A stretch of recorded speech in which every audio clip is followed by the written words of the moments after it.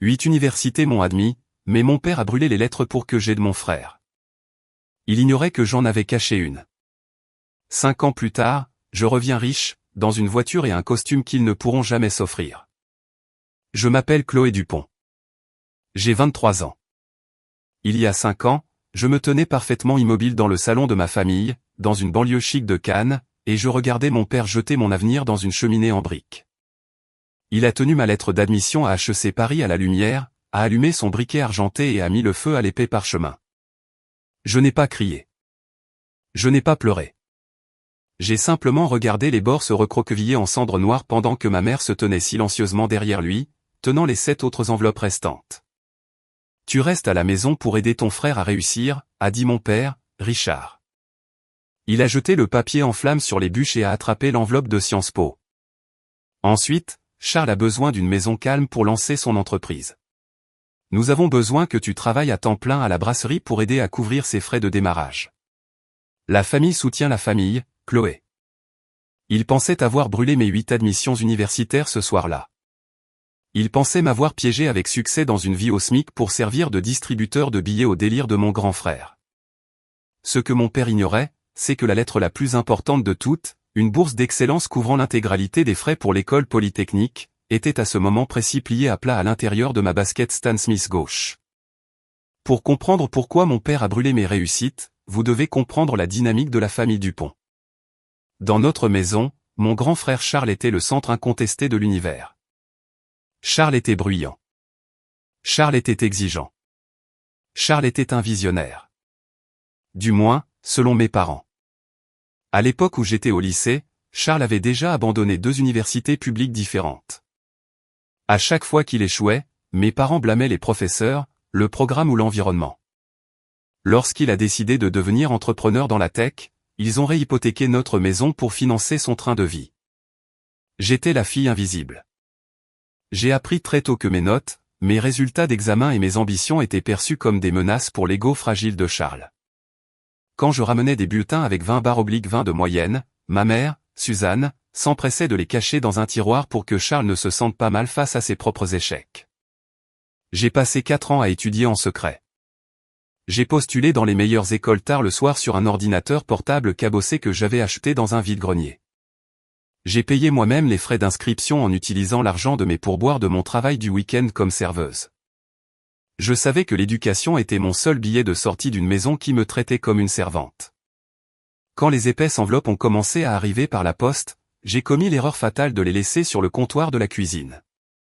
Je pensais que peut-être, juste pour une seconde, mes parents seraient fiers de moi. Au lieu de cela, ils ont vu mon plan d'évasion et ont décidé de le réduire en cendres.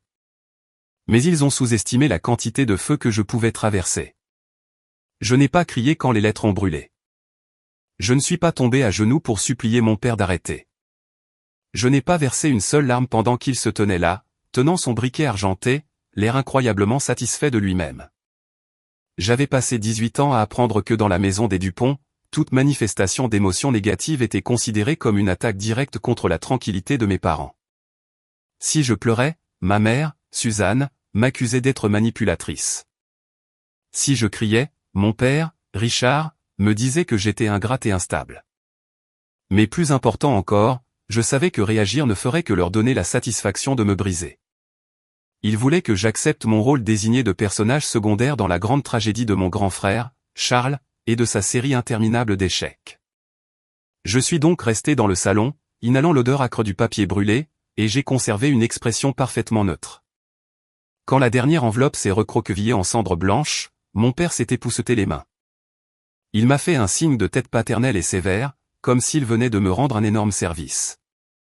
Il m'a dit d'aller dormir car j'avais le service du matin à la brasserie et Charles avait besoin que la maison soit calme pour travailler sur son business plan.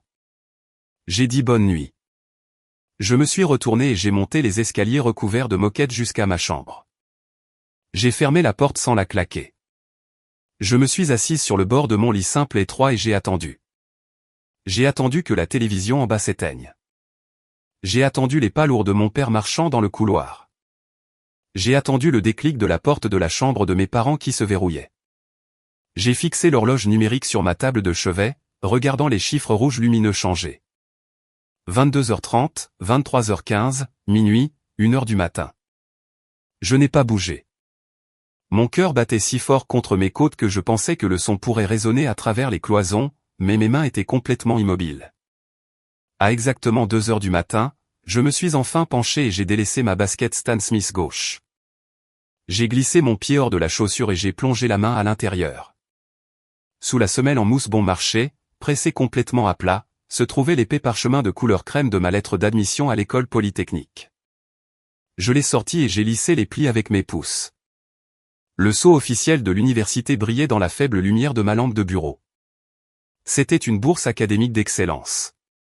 Elle couvrait les frais de scolarité, le logement et incluait une petite allocation de subsistance.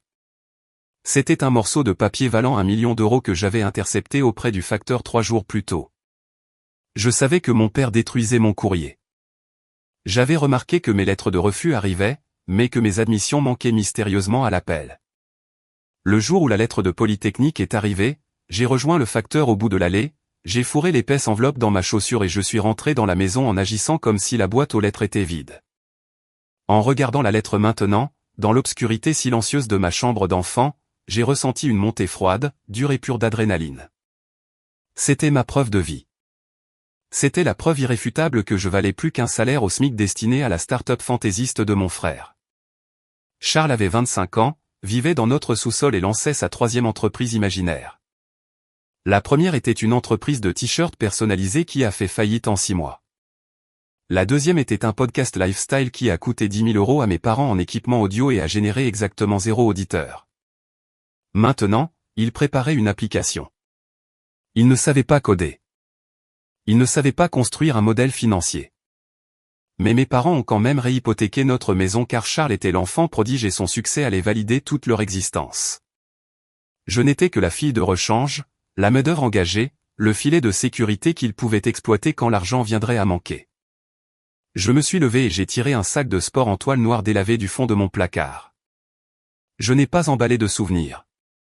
Je n'ai pas pris de photos, ni de peluches d'enfance, ni d'albums de lycée.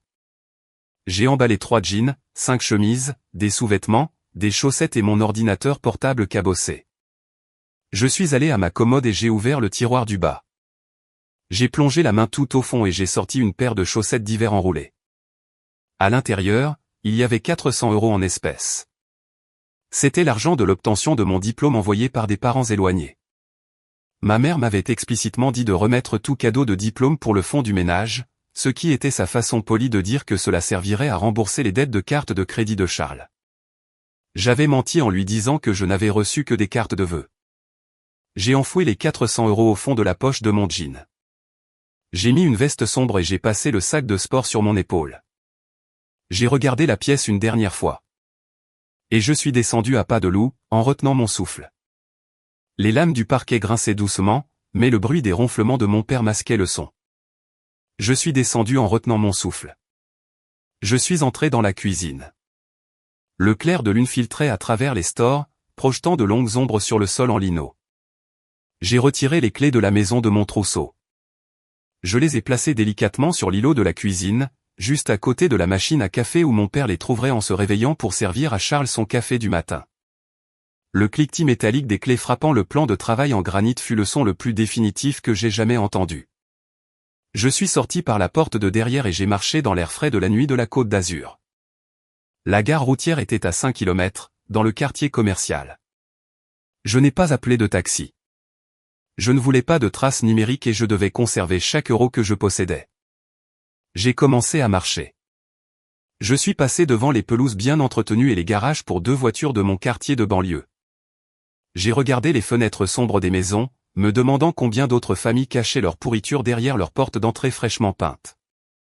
L'effort physique de porter un sac de sport lourd pendant 5 km n'était rien comparé au poids mental que je laissais derrière moi. Chaque pas qui m'éloignait de cette maison me donnait l'impression de me débarrasser d'une couche de plomb lourd. Au moment où j'ai atteint la gare routière, il était presque 4 heures du matin.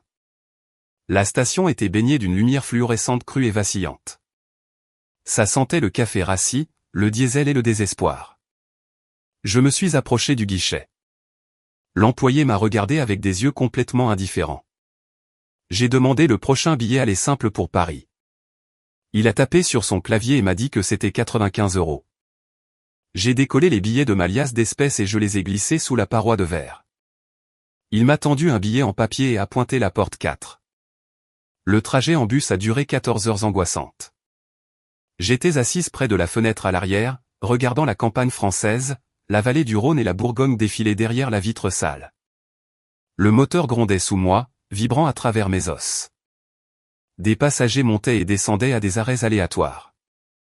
Certaines personnes dormaient. D'autres se disputaient au téléphone. Je suis resté parfaitement éveillé. Je n'ai pas pleuré une seule fois.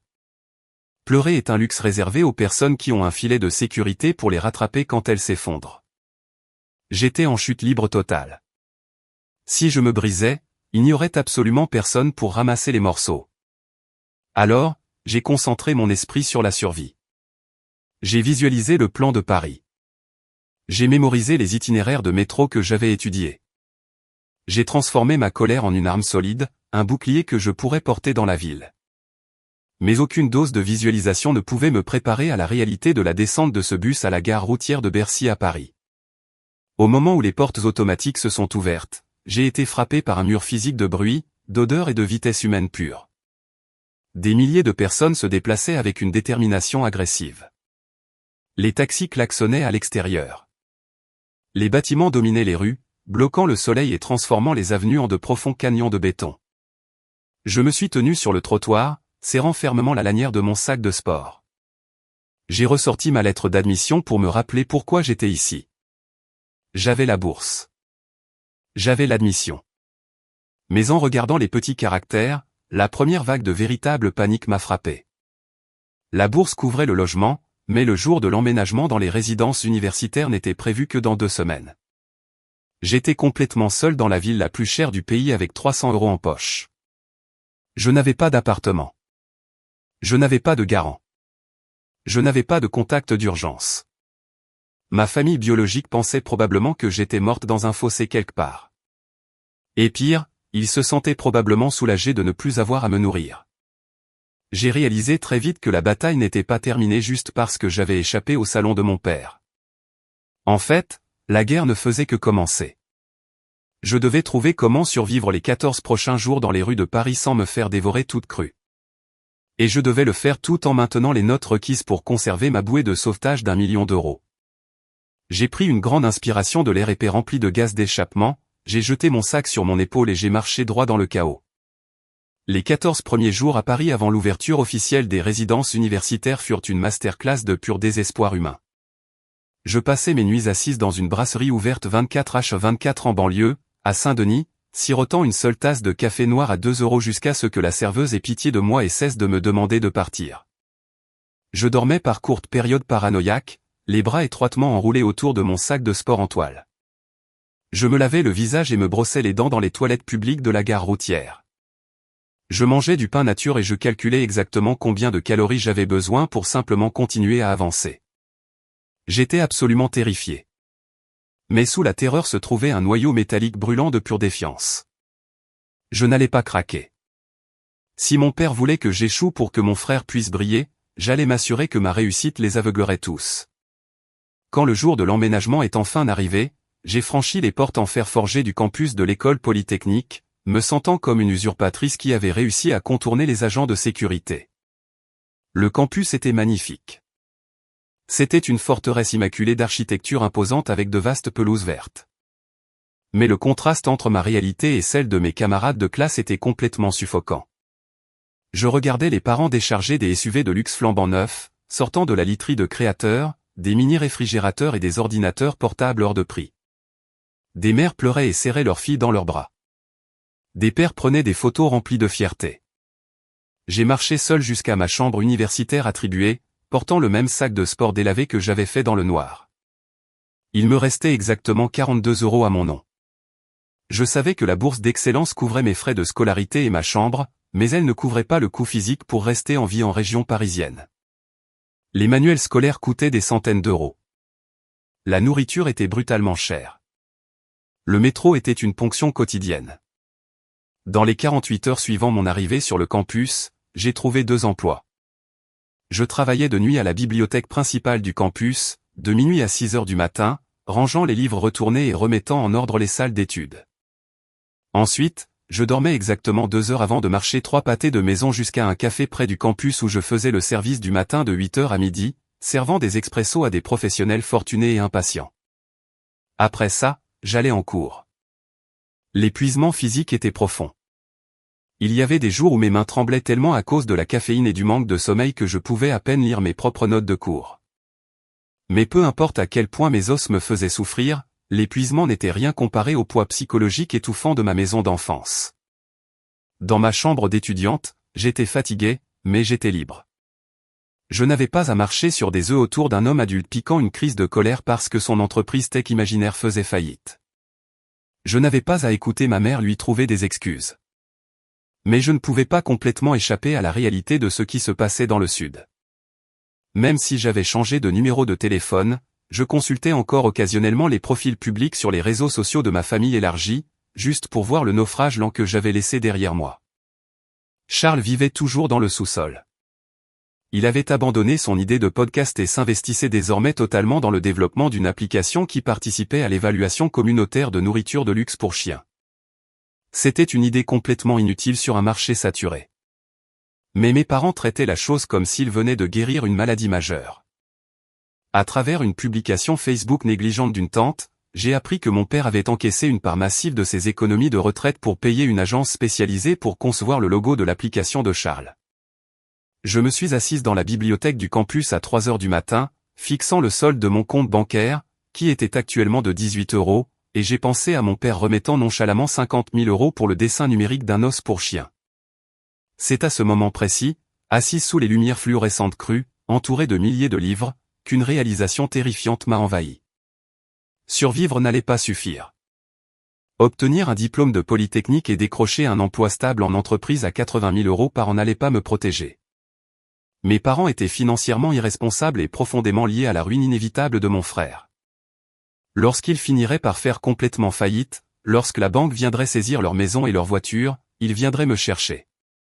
Ils regarderaient mon emploi stable et exigeraient que j'assume mon devoir envers la famille. Ils essaieraient de m'entraîner directement dans le trou noir financier qu'ils avaient créé pour Charles.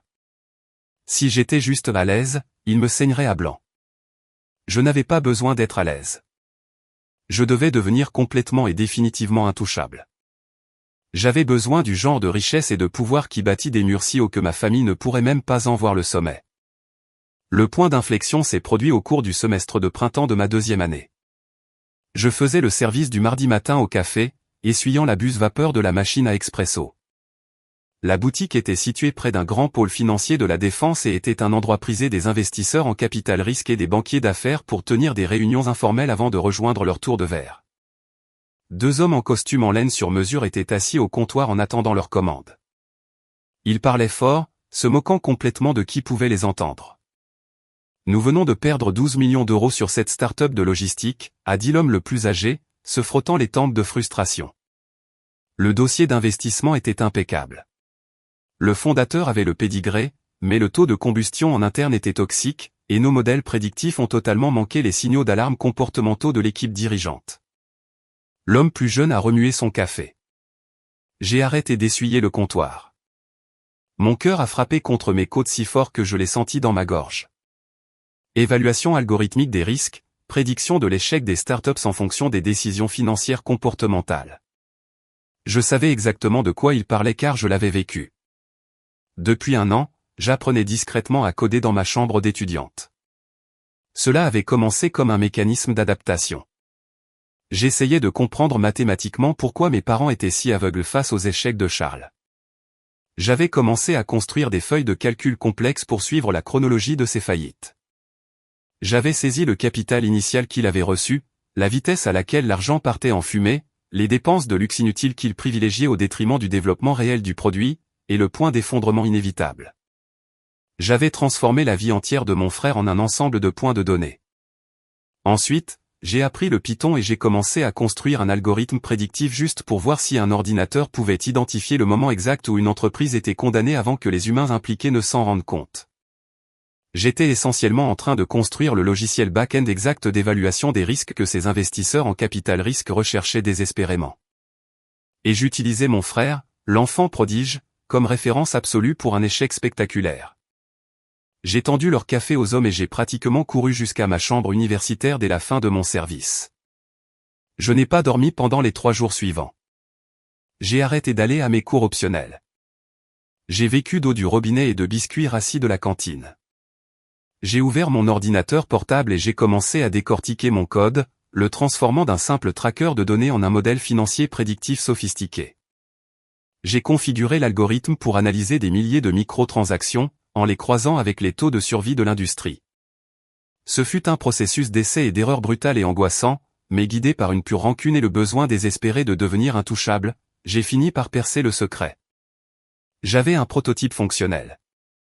Il était brut et manquait d'une interface utilisateur soignée, mais les mathématiques fondamentales étaient absolument infaillibles. J'ai passé les données historiques de 50 startups ayant échoué dans mon système et il a prédit correctement leur faillite des mois avant leur dépôt officiel avec une précision de 94%. Je détenais le pouvoir de faire économiser des centaines de millions d'euros aux investisseurs en capital risque. Mais avoir un logiciel brillant sur un ordinateur portable cabossé dans une chambre universitaire ne servait à rien si je ne pouvais pas le mettre devant la bonne personne. Je n'avais pas de réseau. Je n'avais pas de famille riche pour me présenter à des business angels.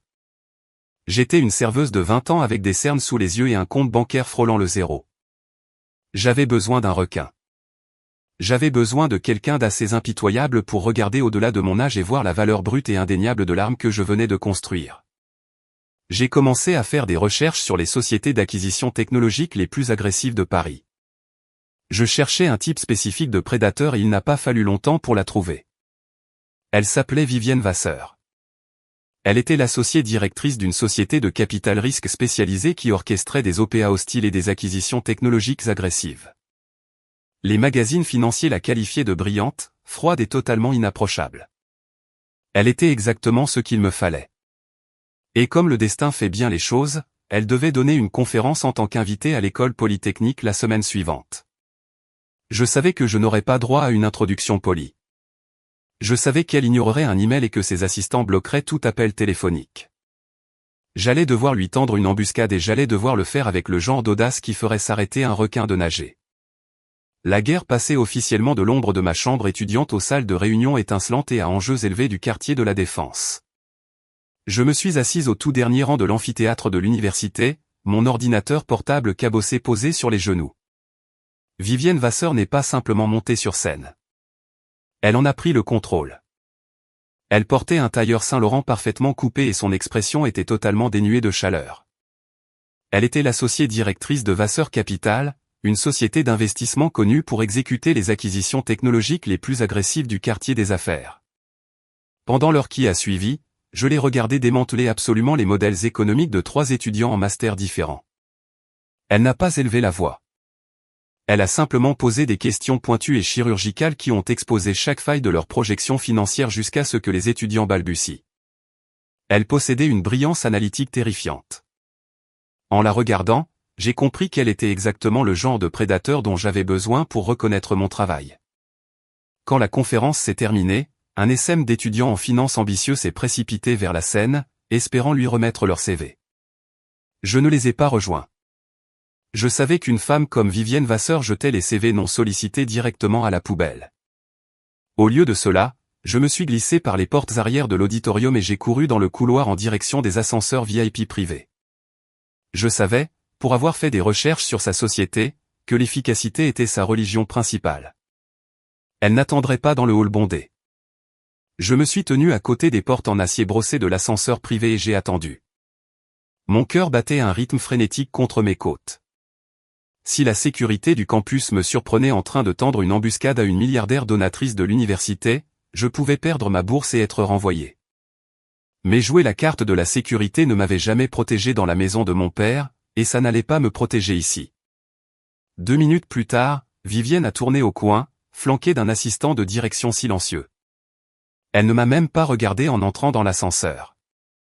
Son assistant a tendu le bras pour bloquer la porte, mais j'ai bougé plus vite. Je suis passé juste devant son bras et je me suis glissé à l'intérieur de la cabine au moment où les portes se refermaient. L'assistant a immédiatement tendu la main vers le bouton d'appel de la sécurité, mais Vivienne a levé une seule main manucurée, l'arrêtant. Elle m'a regardé avec des yeux froids et sombres. Elle n'avait pas l'air amusée. Elle ressemblait à un requin, calculant si je valais la peine d'être mordu. Vous avez exactement le temps qu'il faut à cet ascenseur pour atteindre le rez-de-chaussée, a-t-elle dit. Sa voix était plate et parfaitement calme.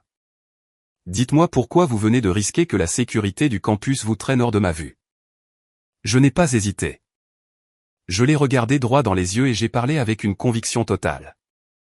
Vous venez de dire à une salle pleine d'étudiants que votre entreprise a perdu 12 millions d'euros le trimestre dernier parce que vos modèles d'évaluation des risques traditionnels n'ont pas réussi à prédire l'instabilité émotionnelle d'un fondateur. J'ai passé la dernière année à construire un logiciel prédictif back-end qui signale les indicateurs comportementaux exacts de l'échec d'une start-up avant que l'argent ne brûle.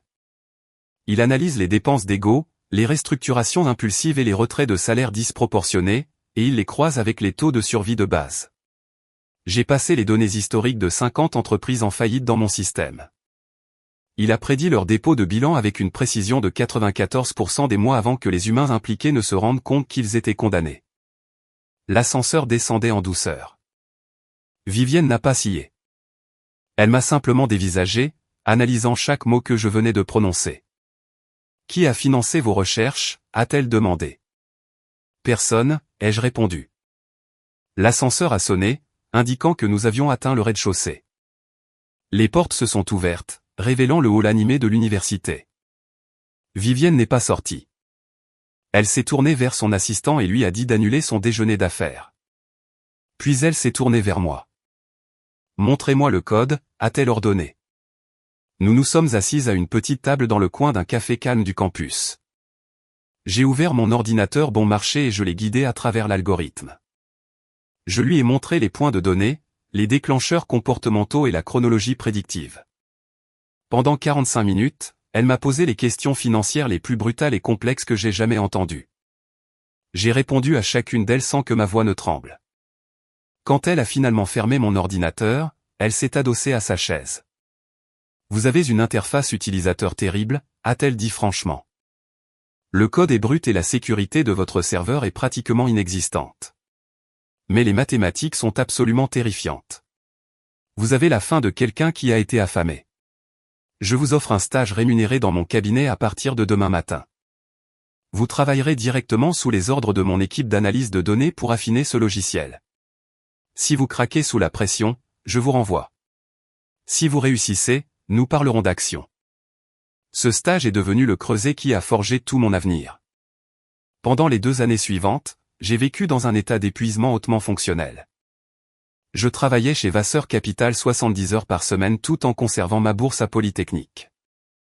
J'ai arrêté de dormir plus de 3 heures par nuit. J'ai cessé d'avoir une vie sociale. J'existais entièrement grâce à l'expresso et au désir ardent de construire ma forteresse. Vivienne était un mentor impitoyable. Elle exigeait la perfection absolue. Si je faisais une erreur dans un modèle financier, elle le mettait en pièces et m'obligeait à recommencer de zéro.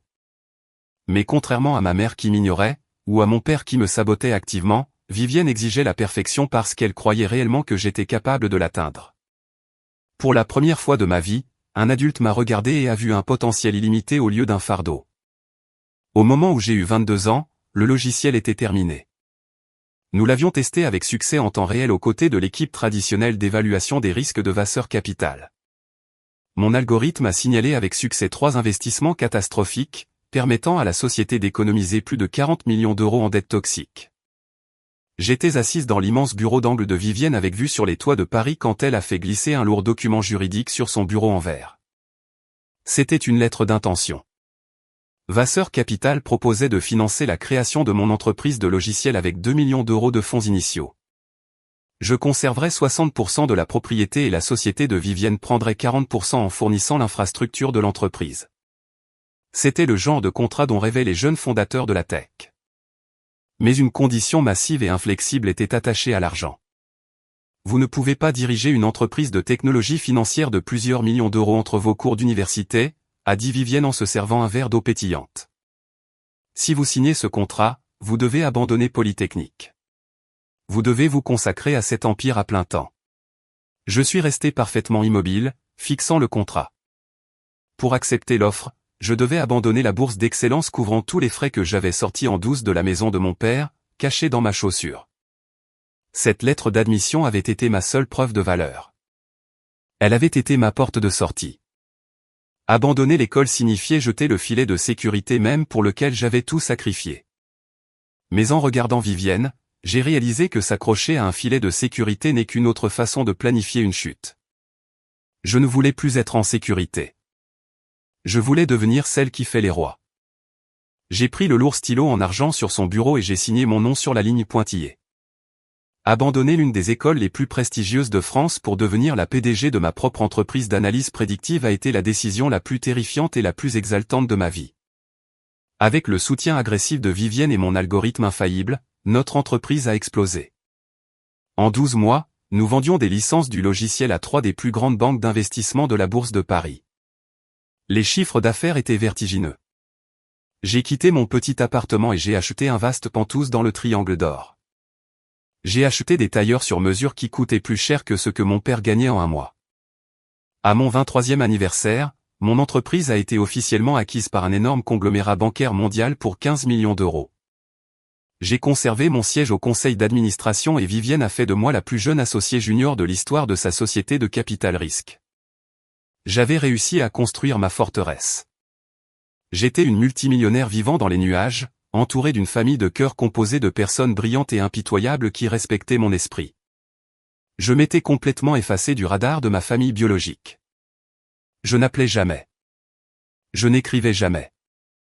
J'existais comme un fantôme dans leur monde. Mais alors que j'atteignais le sommet absolu de la chaîne alimentaire financière, ma famille dans le sud s'approchait rapidement du bord d'un précipice. Grâce à une discrète vérification des antécédents effectués par l'un de mes détectives privés, j'ai découvert la chronologie exacte de leur ruine. L'application de nourriture de luxe pour chiens de Charles était un échec spectaculaire et catastrophique. Il avait dilapidé chaque euro que mes parents lui avaient donné. Il avait contracté des prêts commerciaux prédateurs massifs et mon père s'était aveuglément porté garant pour tous ces prêts en utilisant leur maison de banlieue comme garantie. La banque rôdait. La dette était totalement ingérable. Ils étaient à quelques semaines d'une faillite totale et d'une saisie immobilière. Ils n'avaient plus l'argent des autres. Ils étaient désespérés, terrifiés et à la recherche d'un miracle. Et comme le destin l'a voulu, mon frère, l'enfant prodige, s'apprêtait à soumettre aveuglément une demande de financement désespérée à une société de capital risque notoirement agressive de Paris. Il n'avait aucune idée que l'associée silencieuse qui examinait son échec catastrophique était la sœur exacte qu'il avait chassée au milieu de la nuit. La collision était enfin là. Je me suis assise dans mon bureau au mur de verre au 42e étage dominant les toits de la Défense, et j'ai fixé la couverture glacée du dossier d'investissement posé sur mon bureau. Il était relié dans un cuir lourd et onéreux avec le logo de l'entreprise gravé à la feuille d'or.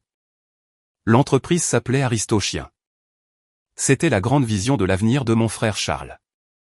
J'ai lentement tourné les pages épaisses de la présentation, lisant un modèle économique qui était si fondamentalement défectueux qu'il en devenait presque comique. Charles voulait un demi-million d'euros en levée de fonds de série A pour développer une application de réseau social très exclusive où les propriétaires de chiens de race pourraient évaluer et critiquer des aliments pour chiens biologiques importés. C'était un concept totalement inutile dans un marché déjà saturé. Il n'avait aucune base d'utilisateurs actifs. Il n'avait aucune technologie exclusive. Il n'avait absolument rien d'autre qu'une série de mots à la mode imprimés sur du papier cartonné de qualité supérieure. Mais sa stratégie marketing ne m'intéressait pas. J'ai feuilleté directement jusqu'à l'annexe des divulgations financières à la fin du classeur. Dans le monde du capital risque, le pitch deck est le fantasme, mais les divulgations financières sont la réalité brutale. J'ai fait glisser mon doigt sur les colonnes de chiffres et j'ai senti un œuf froid et tranchant se former dans mon estomac. Charles avait déjà englouti 300 000 euros de capital d'amorçage initial. Selon son propre registre, il avait dépensé des sommes exorbitantes pour la location de bureaux de luxe, des déjeuners traiteurs pour ses 3 employés et un consultant en relations publiques dédié. Il n'avait pratiquement rien dépensé pour le développement de logiciels. Mais le taux d'épuisement des liquidités n'était pas la partie la plus choquante. La révélation véritablement terrifiante était enfouie dans la section des passifs détaillance et dettes garanties. Charles avait contracté un prêt commercial massif à haut rendement auprès d'un prêteur prédateur pour maintenir l'entreprise à flot au cours des 6 derniers mois.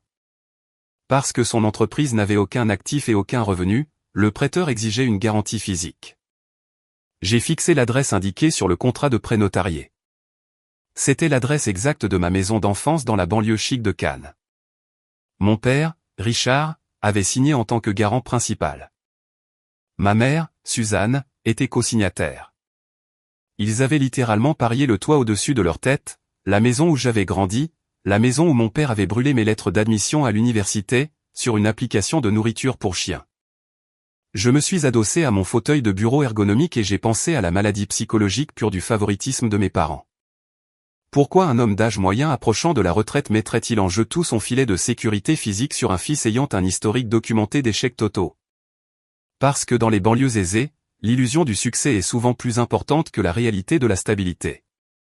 Avoir un fils entrepreneur, PDG d'une start-up technologique, sonne de manière incroyablement prestigieuse au country club du quartier. Ça sonne beaucoup mieux que d'admettre que votre fils de 25 ans ne peut pas conserver un emploi de base pour débutants et vit dans votre sous-sol. Mes parents ont adhéré au délire de Charles car admettre qu'il était un échec catastrophique revenait à admettre que leur stratégie d'éducation était fondamentalement défectueuse. Ils avaient construit toute leur identité autour de son succès imminent. S'il échouait, ils échouaient. Alors, ils ont doublé la mise. Ils ont risqué leur maison pour protéger leur fierté. Vivienne Vasseur est entrée dans mon bureau sans frapper. Elle portait un tailleur anthracite élégant et tenait sa propre copie du dossier de Charles. Elle l'a laissé tomber sur mon bureau en verre avec un bruit sourd. J'ai déjà vu des lettres de suicide financier, a-t-elle dit en croisant les bras. Mais celle-ci est particulièrement créative. As-tu passé ces projections dans ton logiciel prédictif? J'ai levé les yeux vers mon mentor. Je n'ai même pas eu besoin de l'algorithme pour celle-là, ai-je répondu en gardant une voix parfaitement neutre. L'entreprise est complètement insolvable. Selon les termes de son prêt garanti, s'il n'obtient pas 500 000 € de financement en fonds propres d'ici le dernier vendredi de ce mois, il déclenche un défaut de paiement pur et simple. Le prêteur commercial engagera une procédure de saisie immédiate sur les propriétés en garantie. Vivienne a hoché la tête lentement, ses yeux sombres calculant la trajectoire exacte de la ruine. La garantie est une propriété résidentielle en région Provence-Alpes-Côte d'Azur, a-t-elle noté. Tu connais ces gens, Chloé? J'ai baissé les yeux vers la signature de mon père sur le document de prêt. L'encre était agressive et fortement inclinée, tout comme sa personnalité. Oui, je les connais, ai-je dit doucement. Le PDG est mon grand frère. Les garants, qui sont sur le point de perdre leur maison, sont mes parents. Vivienne n'a pas eu le souffle coupé. Elle ne m'a pas offert de pitié. Elle était un requin et elle savait que j'en devenais un aussi. Elle a simplement haussé un seul sourcil parfaitement arqué. Je vois, a-t-elle dit. Cela explique pourquoi l'architecture financière de ce désastre semble si familière à tes modèles de base. Veux-tu que je demande à mon assistant d'envoyer l'email de refus standard? Nous pouvons décliner poliment l'investissement et laisser la banque prendre leur maison. Ce serait une exécution très discrète et très propre. J'ai regardé par les immenses baies vitrées les immenses canyons de béton de Paris. Une exécution discrète et propre était exactement ce qu'il méritait. J'aurais pu autoriser l'email de refus sur le champ. J'aurais pu laisser le système bancaire automatisé détruire leur vie pendant que je sirotais un café glacé dans mon Pentouse. Mais un email est invisible. Un email permet au destinataire de créer sa propre narration. Si j'envoyais un email de refus, mon père trouverait un moyen de blâmer l'industrie du capital risque. Il dirait à ses amis du country club que les élites parisiennes ne comprenaient tout simplement pas la vision brillante de son fils. Il n'assumerait jamais la responsabilité de l'incendie qu'il avait allumé. J'ai repensé à la nuit où j'ai quitté le sud. J'ai repensé à ma présence dans le salon, inhalant l'odeur du papier brûlé, regardant ma lettre d'admission à HEC se transformer en cendres. Mon père m'avait regardé droit dans les yeux et m'avait dit que j'étais obligé de sacrifier mon avenir pour que mon frère puisse réussir. J'ai réalisé à ce moment-là qu'une exécution discrète ne suffirait pas. J'avais besoin que mon père me regarde dans les yeux quand ses illusions voleraient en éclats. J'avais besoin qu'il sache exactement qui tenait le marteau. Non, ai-je dit en me tournant vers Vivienne. N'envoie pas l'email de refus. Approuve-les pour le prochain tour. Je veux que tu invites le PDG et son équipe dirigeante à une réunion de présentation en personne ici, à notre siège. Vivienne a penché la tête, étudiant mon visage avec un mélange de curiosité professionnelle et de profond amusement. Tu veux les faire venir dans le bâtiment, a-t-elle demandé. Tu veux t'asseoir à une table de conférence et écouter ton frère présenter une application de nourriture pour chiens pendant que tes parents regardent? Ils ne présenteront pas leur projet au conseil d'administration général, ai-je expliqué, mon esprit construisant rapidement le piège. Quand ton assistant enverra l'invitation, dis-leur qu'ils ont contourné le processus d'examen standard. Dis-leur que leur pitch a été sélectionné pour une présentation exclusive à l'associé silencieux de la firme. Ils penseront avoir touché le gros lot. Ils penseront qu'un business angel milliardaire veut leur faire un chèque en blanc. Ils dépenseront leurs tout derniers euros pour s'envoler vers Paris et réserver une chambre d'hôtel de luxe parce qu'ils croiront avoir enfin gagné. Vivienne a souri. C'était le sourire froid et terrifiant qu'elle n'utilisait que juste avant de détruire une entreprise rivale lors d'un rachat d'entreprise. Tu vas les laisser marcher jusqu'à l'abattoir avant d'allumer la lumière, a-t-elle dit. Exactement, ai-je répondu. La réunion a été fixée au mardi suivant à 10 heures du matin. Pendant les 5 jours qui ont suivi, j'ai méticuleusement préparé l'embuscade. Je ne me suis pas contenté de lire le dossier d'investissement de Charles. J'en ai fait une arme. J'ai passé chaque transaction du grand livre de son entreprise dans mon logiciel d'analyse prédictive. L'algorithme a mis en pièces son modèle économique. Il a signalé la location de voitures de luxe qu'il avait déguisées en véhicules de marketing d'entreprise, et a mis en évidence les dîners coûteux dans des restaurants de viande haut de gamme qu'il avait passés en frais d'acquisition de clients, bien qu'il n'ait absolument aucun client. J'ai cartographié la géométrie exacte de sa fraude financière. J'ai imprimé les visualisations de données et je les ai organisées dans d'élégants dossiers noirs. Je n'allais pas seulement rejeter son financement. J'allais démanteler son ego de manière chirurgicale devant l'homme qui l'avait encouragé. Le matin de la présentation, je me suis réveillé à 5 heures. Je me suis tenu devant les miroirs en pied de mon pantouse du triangle d'or et j'ai évalué mon reflet. Je ne ressemblais pas à la fille terrifiée de 20 ans qui était arrivée à la gare routière avec un sac de sport et 400 euros. Je ressemblais à une associée junior d'une impitoyable société de capital risque parisienne. J'ai choisi un tailleur blanc immaculé sur mesure. Il était structuré, net et ne pardonnait aucun défaut. C'était le genre de tailleur qui impose le respect dans une pièce dès que vous franchissez la porte. Je l'ai associé à un chemisier en soie et à la montre Cartier à 10 000 euros que Vivienne m'avait offerte lors de l'acquisition de mon logiciel. Je m'habillais pour des funérailles. Je suis arrivé dans le bâtiment de Vasseur Capital avec 1 heure d'avance.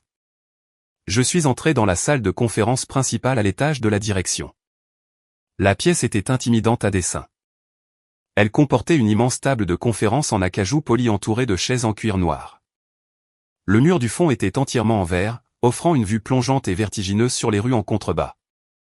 J'ai pris place tout au bout de la table, me positionnant de manière à ce que la lumière naturelle des fenêtres me plonge dans l'ombre lorsque les portes s'ouvriraient. J'ai placé le dossier noir contenant l'autopsie financière de Charles parfaitement centré sur le bois devant moi. À 10 heures précises, la voix de la réceptionniste a grésillé sur l'interphone de mon bureau. Madame Dupont, a-t-elle dit. L'équipe de direction d'Aristochien est arrivée pour sa présentation avec l'associé silencieux.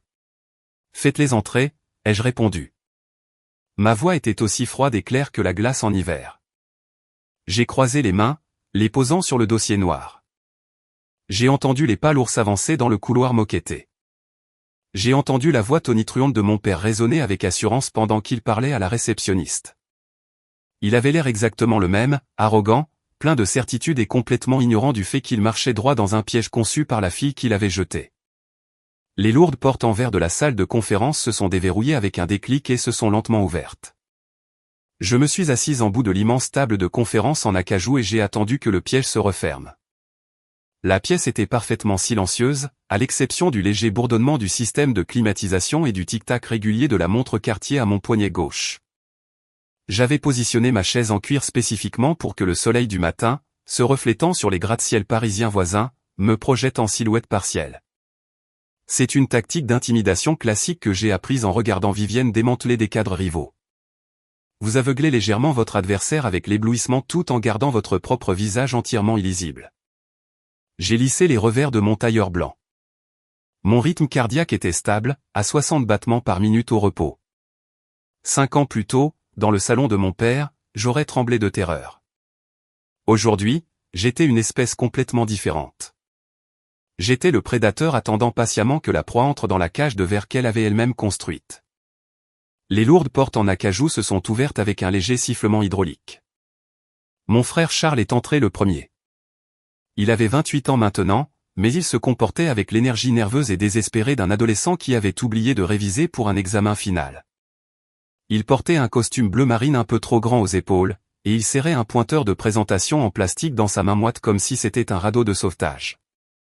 Juste derrière lui se trouvait mon père. Richard Dupont est entré dans la salle de conférence de Vasseur Capital le torse bombé et le menton haut. Il projetait la fausse assurance d'un patriarche de banlieue qui croyait sincèrement que sa seule présence imposait un respect immédiat. Il a regardé autour de l'immense pièce, admirant l'art moderne onéreux et la vue panoramique vertigineuse sur la ville avec une expression avide et affamée. Il ne s'est pas immédiatement concentré sur moi, assise à l'autre bout de la longue table.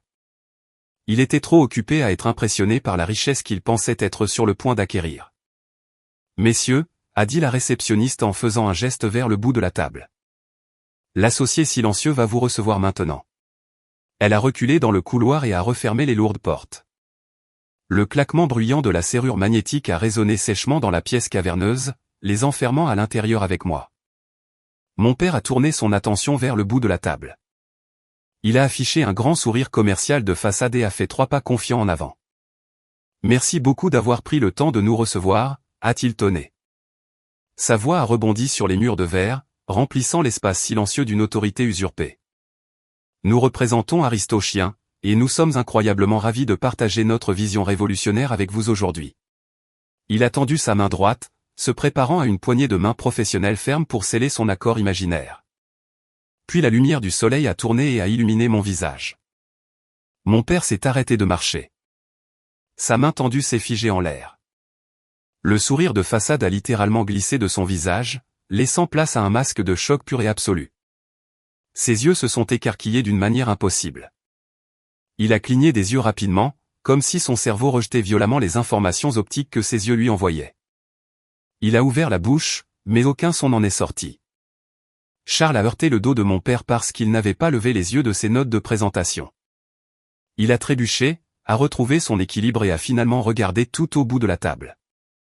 Charles ne m'a pas reconnu au début. Je portais un tailleur qui coûtait plus cher que tout son budget marketing. Mes cheveux étaient coiffés dans un brushing lisse et professionnel. Je possédais une aura d'autorité absolue et intouchable.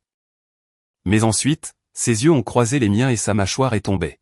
« Chloé » a-t-il chuchoté, la voix complètement brisée. « Qu'est-ce que tu fais ici ?» Il a regardé autour de la salle de conférence vide, cherchant désespérément une explication logique qui n'impliquait pas que je détienne les clés de son avenir. « Pourquoi es-tu dans cette pièce ? Es-tu l'assistante de l'associé ? Nous avons besoin que tu ailles le chercher tout de suite. Nous avons une présentation massive et nous ne pouvons pas perdre de temps. » Je ne me suis pas levé. Je n'ai pas tendu la main. J'ai simplement posé mes coudes sur l'acajou poli et j'ai joint mes doigts en pointe. Je les ai fixés avec des yeux aussi froids qu'un océan en hiver.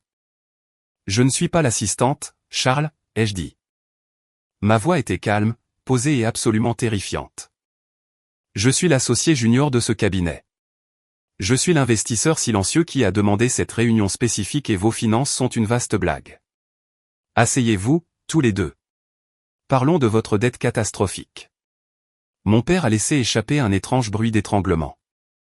Il a reculé en titubant et s'est laissé tomber lourdement dans l'une des chaises en cuir noir, comme si les os de ses jambes s'étaient soudainement dissous. Charles est resté debout, figé sur place, tenant son pointeur en plastique comme un bouclier. « Assieds-toi, Charles », ai-je ordonné, ma voix baissant d'une octave entière. Il a tressailli et s'est effondré sur la chaise à côté de mon père. J'ai ouvert l'élégant dossier noir posé sur la table devant moi. Je ne leur ai pas demandé de commencer leur présentation. Je ne les ai pas laissés parler. J'ai simplement commencé à lire leur autopsie financière à haute voix, disséquant leur échec ligne par ligne sanglante. Vous demandez 500 000 € de financement en actions de série A pour une application de réseau social pour chiens de race, ai-je dit, regardant directement mon père. Mais selon votre propre grand livre, vous avez 0 utilisateur actif. Vous avez 0 code propriétaire. Ce que vous avez, c'est un véhicule de luxe en location, 3 abonnements coûteux à des country clubs passés en frais de prospection, et un prêt commercial prédateur avec une date de défaut de paiement ferme fixée à ce vendredi. J'ai tourné une page, tapotant mon stylo Cartier contre une colonne de chiffres surlignés. Vous avez englouti 300 000 € de capital initial sans écrire une seule ligne de code logiciel viable. Vous avez payé 40 000 € à un consultant en images de marque pour concevoir un logo, mais vous avez dépensé absolument 0 € pour un architecte serveur. Ce n'est pas une start-up technologique, messieurs. C'est une fraude financière hautement désorganisée, conçue pour subventionner un style de vie de luxe que vous ne pouvez pas vous permettre.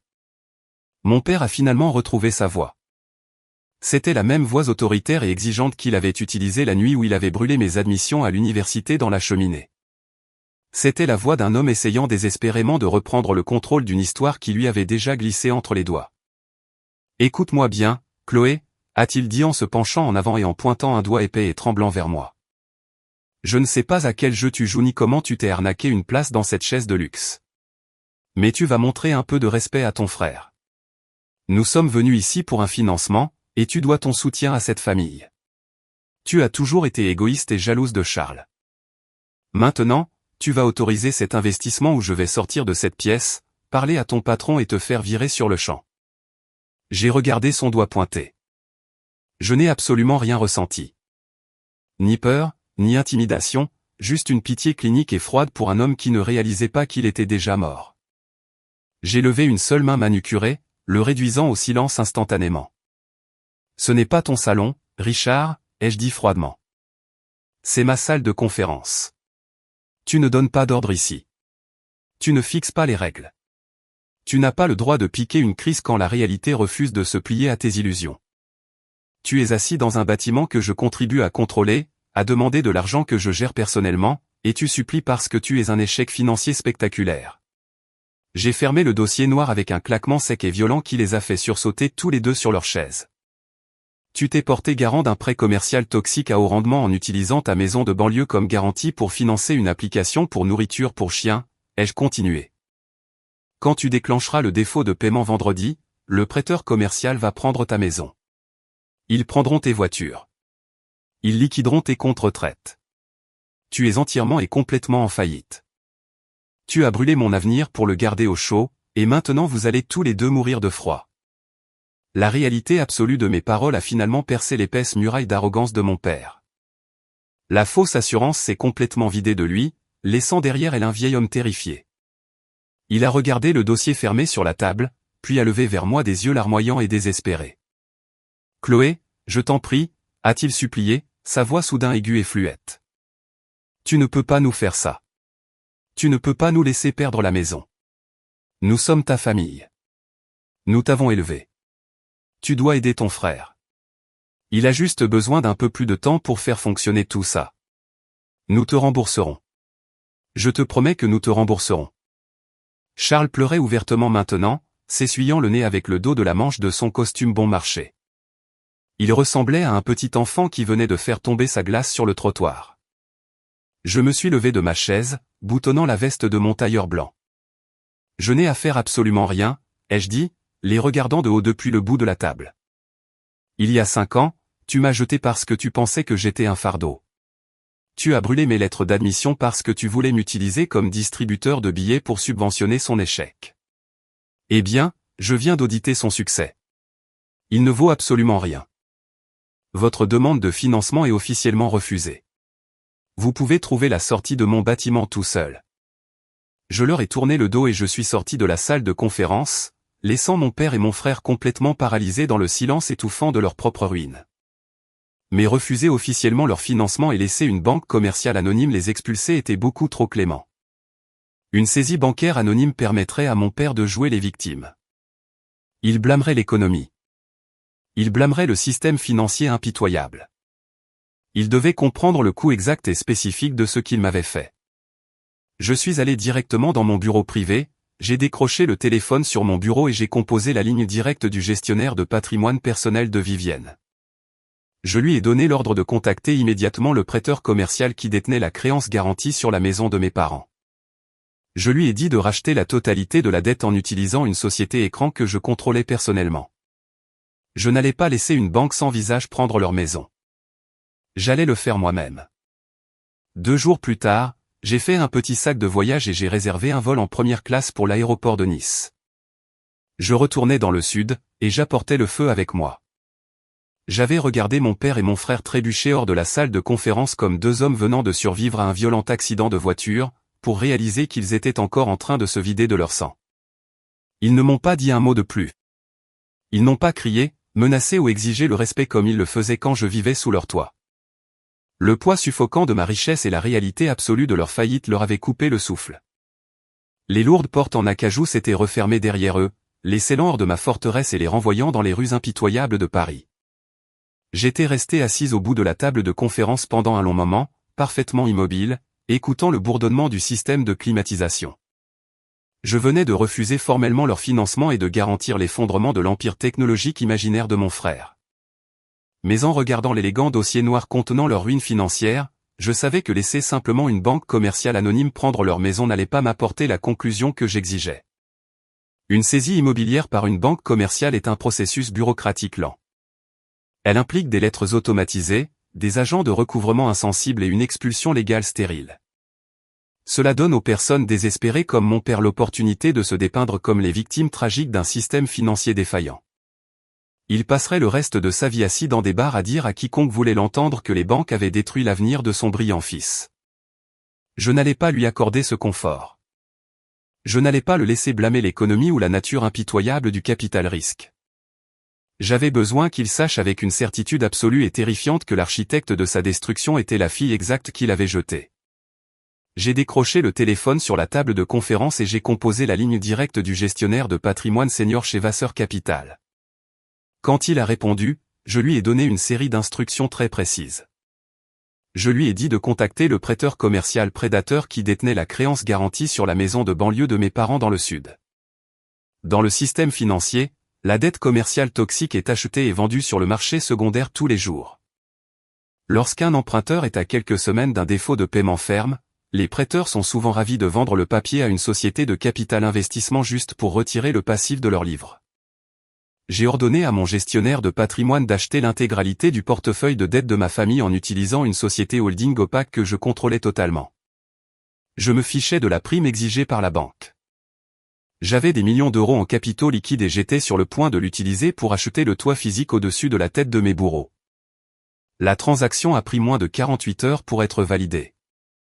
Le jeudi après-midi, l'encre numérique était sèche. La banque commerciale avait transféré l'acte de fiducie et les contrats de prêt à ma société holding. Je n'étais plus seulement la sœur qu'ils avaient écartée. J'étais légalement leur banque. Je détenais le pouvoir absolu et unilatéral de lancer une procédure de saisie immédiate à la seconde où il manquerait leur délai final. Avec le piège légal définitivement verrouillé, j'ai dit à Vivienne que je prenais un congé de 3 jours. Je suis retourné à mon Penthouse du Triangle d'Or pour faire mes bagages. 5 ans plus tôt, j'avais préparé un sac de sport en toile délavée dans le noir, terrifié à l'idée que mon père se réveille et me surprenne. J'avais fourré 3 jeans et 400 € dans mes poches et j'avais fui dans la nuit comme une criminelle. Cette fois, j'ai préparé un sac de voyage Louis Vuitton immaculé. J'ai pris une paire de lunettes de soleil de créateur, un chemisier en soie et un blazer structuré. Je ne me faufilais plus par la porte de derrière. Je volais en première classe pour retourner exactement à l'endroit où mon avenir était censé brûler, et j'apportais un brasier avec moi. Pour bien comprendre la gravité de ce que je m'apprêtais à faire, il faut comprendre le rôle que ma mère a joué dans la dynamique de la famille Dupont. Mon père, Richard, était l'homme de main bruyant et agressif, mais ma mère, Suzanne, était l'architecte discrète et méticuleuse de l'illusion. Suzanne se souciait d'une chose par-dessus tout, et c'était son statut social dans notre banlieue aisée de la classe moyenne supérieure. C'était le genre de femme qui dépensait des milliers d'euros en aménagement paysager professionnel tout en ignorant activement le fait que sa fille cumulait 2 emplois au SMIC juste pour payer les frais de dossier universitaire. Suzanne n'a jamais tenu le briquet la nuit où mes lettres d'admission ont brûlé, mais elle a tendu l'essence à mon père. Elle est restée silencieuse à l'arrière-plan, validant sa cruauté parce que me sacrifier était la seule façon de maintenir le fantasme coûteux que son fils Charles était un génie. L'estime personnelle de Suzanne était entièrement liée à l'apparence physique de cette maison. C'était sa carte d'entrée au country club. C'était sa preuve qu'elle était une mère accomplie. Lui enlever cette maison allait la couper complètement de sa fausse réalité. J'ai atterri à l'aéroport international de Nice-Côte d'Azur vendredi matin. Je n'ai pas appelé un service de VTC économique. J'ai marché directement vers le comptoir de location de voitures exotiques de luxe et je leur ai tendu ma carte d'entreprise Platinum. J'ai demandé le véhicule le plus agressif et intimidant qu'ils avaient sur le parking. 10 minutes plus tard, on me remettait les clés d'une Porsche Panamera gris ardoise flambant neuve. C'était une machine basse et large qui ronronnait avec un grognement mécanique profond et guttural. C'était une voiture conçue pour faire tourner les têtes et projeter une domination financière absolue. C'était une voiture dont mon père avait rêvé toute sa vie mais qu'il n'avait jamais pu s'offrir parce qu'il était trop occupé à financer les échecs de mon frère. J'ai pris l'autoroute et j'ai roulé vers la banlieue. Le paysage physique de mon enfance défilait derrière les vitres teintées. Je suis passé devant la brasserie où j'avais l'habitude d'enchaîner les doubles services en sentant la graisse et le café bon marché. Je suis passé devant la bibliothèque municipale où je me cachais de ma famille pour étudier pour mes examens de fin d'année. Chaque coin de rue renfermait un souvenir d'épuisement et d'anxiété. Mais alors que je serrais le volant en cuir de la Porsche, ces souvenirs ne faisaient plus mal. Ils ressemblaient juste à des scènes d'un film sur une fille qui n'existait plus. J'avais conquis cette ville le jour où je l'avais quittée, et maintenant je revenais simplement pour récupérer mon butin. J'ai tourné dans mon ancienne rue. Le quartier était exactement comme dans mes souvenirs. Des maisons bourgeoises à 2 étages, des pelouses vertes parfaitement entretenues et des SUV de luxe garés dans de larges allées. Mais alors que j'approchais lentement de l'adresse de mon enfance, le contraste est devenu flagrant. La maison de mes parents se démarquait comme une dent pourrie dans un sourire parfait. L'hémorragie financière de l'entreprise de Charles avait clairement eu un impact physique sur la propriété. La peinture blanche sur le revêtement en bois s'écaillait en larges bandes disgracieuses. Les gouttières s'affaissaient. La pelouse de devant, autrefois immaculée, était envahie par les mauvaises herbes et parsemée de taches brunes. Ils avaient complètement manqué d'argent pour maintenir l'illusion. J'ai garé la Porsche gris ardoise directement dans l'allée. Je ne me suis pas garé dans la rue. J'ai roulé droit sur leur béton, revendiquant l'espace avec le ralenti bruyant et palpitant du moteur de la voiture de sport. Ma mère, Suzanne, se tenait dans le jardin de devant, près des marches du Porsche. Elle tenait un tuyau d'arrosage en plastique vert, arrosant de manière apathique une rangée d'hortensias bruns complètement morts. Elle portait un chemisier à fleurs délavées, et ses cheveux semblaient négligés, un changement radical par rapport à la femme mondaine du country club que j'avais connue. Le stress de la faillite imminente l'avait fait vieillir de 10 ans en 5 ans. Lorsqu'elle a entendu le grognement agressif du moteur de la Porsche, elle a cessé d'arroser. Elle est restée parfaitement immobile, fixant la machine à 100 000 € garée dans son allée délabrée. Elle pensait probablement que c'était un cadre de banque ou un agent de recouvrement de luxe venant finaliser la ruine de sa famille. Elle avait l'air terrifiée, reculant vers les marches en bois du Porsche comme si elle essayait de se cacher derrière les buissons morts. J'ai coupé le moteur. Le silence soudain dans le quartier résidentiel était lourd et électrique. J'ai ouvert la lourde porte côté conducteur et j'ai posé le pied sur le béton. Je portais un pantalon ajusté beige immaculé, un chemisier en soie crème et la montre Cartier à 10 000 € brillait à mon poignet. J'ai remonté mes lunettes de soleil de créateur, les reposant parfaitement sur le dessus de mes cheveux lisses. J'ai fermé la porte de la voiture avec un bruit sourd et onéreux et je me suis tourné pour faire face à la femme qui avait regardé ma lettre d'admission à HEC se transformer en cendres sans dire un seul mot. Suzanne m'a dévisagé. Ses yeux ont fait l'aller-retour entre le capot poli de la Porsche, mes vêtements de créateur et se sont finalement posés sur mon visage. Le cerveau humain est un mécanisme fascinant lorsqu'il est confronté à des informations impossibles. Il essaie activement de rejeter les données visuelles qu'il reçoit. Suzanne a plissé les yeux et sa bouche s'est légèrement ouverte alors que son esprit luttait pour réconcilier la prédatrice riche et puissante qui se tenait dans son allée avec la fille invisible, bouc émissaire, qu'elle avait rejetée il y a 5 ans. Elle a fait un pas tremblant vers la Porsche. J'ai pu voir le moment exact où les rouages de son esprit sont passés d'une terreur absolue à une étincelle soudaine, désespérée et terrifiante d'espoir. Elle pensait probablement que j'avais eu un énorme changement de cœur après le massacre de la salle de conférence à Paris.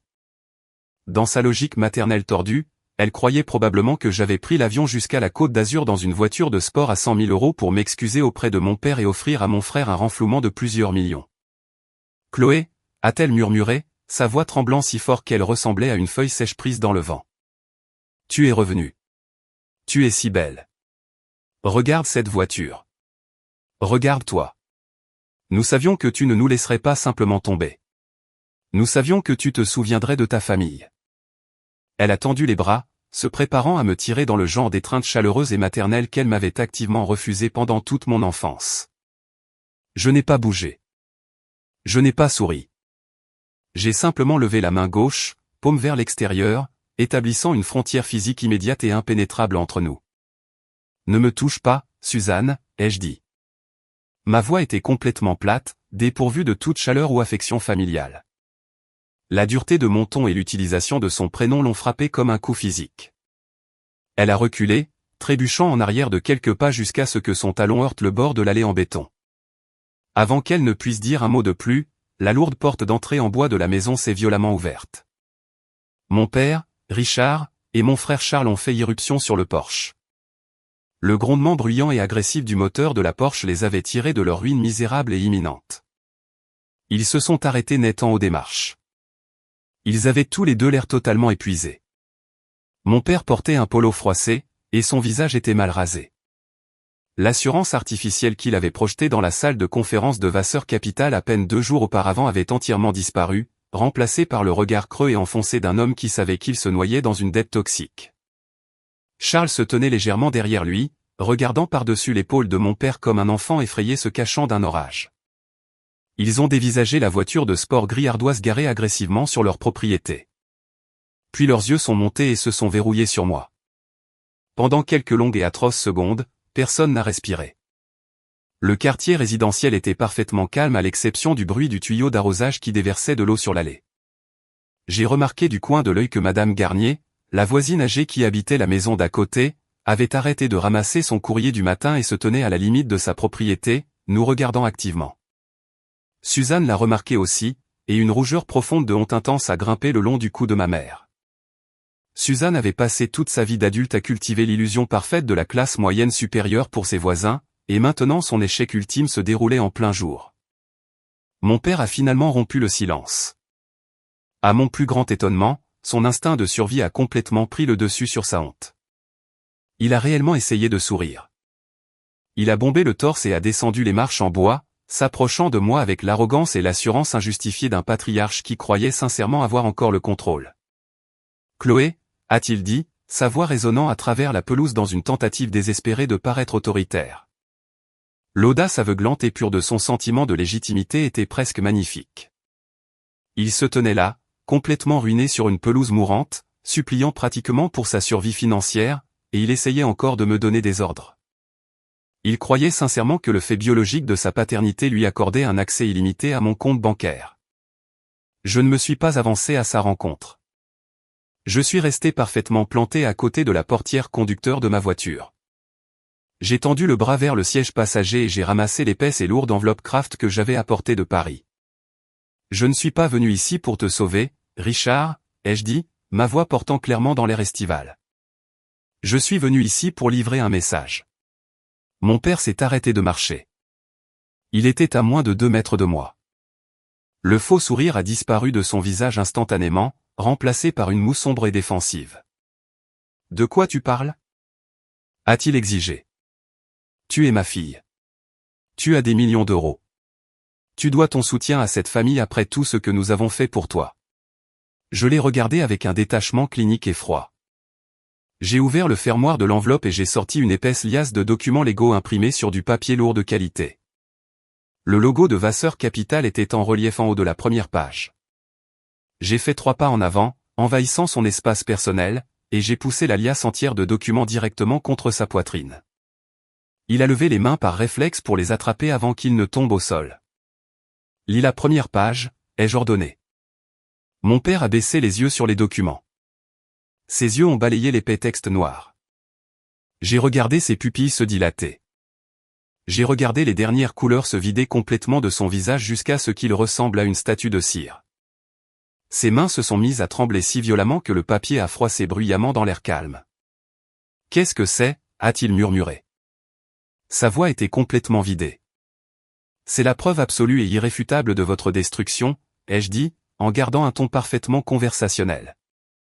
Quand j'ai formellement refusé la demande de financement de Charles mardi, ton entreprise a déclenché un défaut de paiement ferme sur son prêt commercial. Ton prêteur a immédiatement paniqué. Ils ont réalisé que vous aviez zéro actif et zéro capacité à rembourser les centaines de milliers d'euros que vous aviez empruntés. Dans le système financier, quand une banque détient une dette toxique, elle la vend sur le marché secondaire pour limiter ses pertes. J'ai pointé un doigt manucuré vers le document qui tremblait dans ses mains. J'ai donné l'ordre à mon gestionnaire de patrimoine de contacter ton prêteur. J'ai utilisé une société holding que je contrôle personnellement pour acheter l'intégralité de votre portefeuille de dette avec une prime. J'ai acheté le billet à ordre. J'ai acheté l'acte de fiducie. J'ai acheté l'hypothèque sur cette propriété. Suzanne a laissé échapper un halètement aigu et étranglé derrière lui. Charles a agrippé la rambarde en bois du porche, ses jointures devenant entièrement blanches. Mon père a levé les yeux des papiers. Il respirait lourdement, sa poitrine se soulevant alors que son cerveau essayait désespérément de trouver une échappatoire, un moyen de s'en sortir, un moyen de réaffirmer sa domination. Mais il n'y a pas d'échappatoire dans l'acquisition de dettes d'entreprise. Il n'était qu'un responsable logistique de province qui avait essayé de jouer à un jeu à haut risque dans le capital risque, et il avait été entièrement surpassé par la fille qui l'avait jeté. « Tu ne peux pas faire ça », a-t-il lâché dans un soupir étranglé. « Tu ne peux pas acheter ma maison. C'est illégal. C'est la famille. C'est une acquisition d'entreprise standard, Richard, les jeux corrigés calmement. Tu as offert cette propriété physique comme garantie pour un prêt commercial à haut rendement afin de financer une application pour nourriture pour chiens qui n'avait aucun revenu. Tu as parié le toit au-dessus de ta tête sur son délire. Tu as perdu le pari et la banque a encaissé. Je suis la banque maintenant. Je suis passé devant lui, posant le pied sur la première marche en bois du porche. J'ai levé les yeux vers la grande baille vitrée qui donnait directement sur leur salon. J'ai fixé la cheminée en briques qui s'élevait au-dessus de la ligne de toit. Il y a 5 ans, ai-je dit, ma voix résonnant avec une finalité absolue. Tu te tenais dans ce salon exact avec un briquet argenté. Tu as brûlé ma lettre d'admission à HEC. Tu as brûlé Sciences Po. Tu as brûlé tout ce pourquoi j'avais travaillé parce que tu m'as dit que je devais sacrifier mon avenir pour que Charles puisse avoir une maison calme pour construire son empire. Tu m'as dit que je n'étais rien d'autre qu'un personnage secondaire dans son histoire. Je me suis retourné pour leur faire face depuis la position surélevée des marches du porche. J'ai baissé les yeux sur mon père qui serrait les documents de saisie comme un bouclier qui ne pouvait pas le protéger. Eh bien, j'ai audité son empire, ai-je dit froidement. Il ne vaut absolument rien. C'est un escroc et tu es en faillite. Et depuis 9 heures ce matin, je suis l'unique propriétaire légal de ce bien. Le silence qui a suivi était absolu. Le quartier était devenu complètement immobile. Mes parents et mon frère étaient enfin piégés dans une réalité dont ils ne pouvaient pas s'extraire par des mensonges. Mais exposer les faits n'était que la première partie du règlement de compte. La véritable dévastation était sur le point de commencer, car ils ne comprenaient toujours pas exactement ce que ma propriété signifiait pour leur avenir immédiat. Et alors que ma mère s'effondrait à genoux sur l'herbe mourante, pleurant de façon hystérique, je me préparais à poser l'ultime limite définitive qui couperait nos liens pour toujours. Suzanne était à genoux sur le béton mouillé.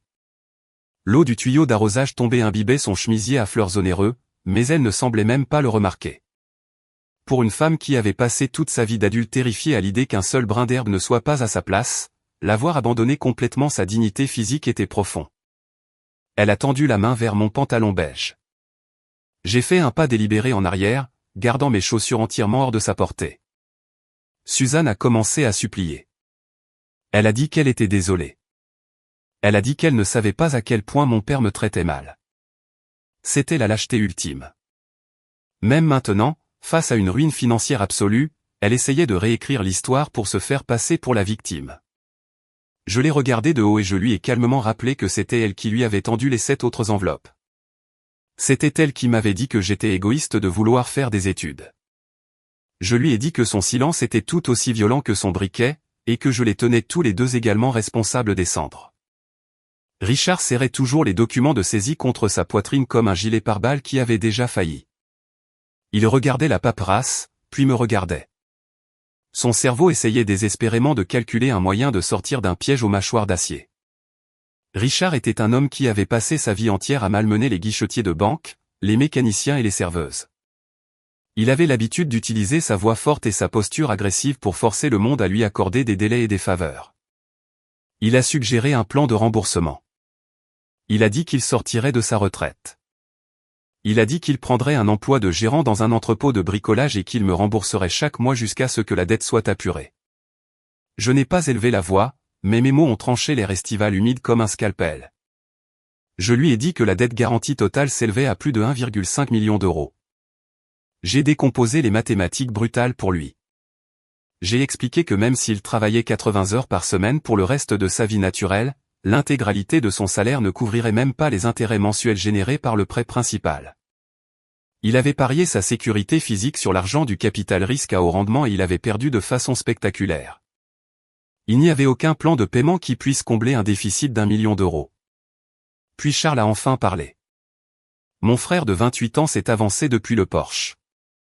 Son visage était rouge et tacheté.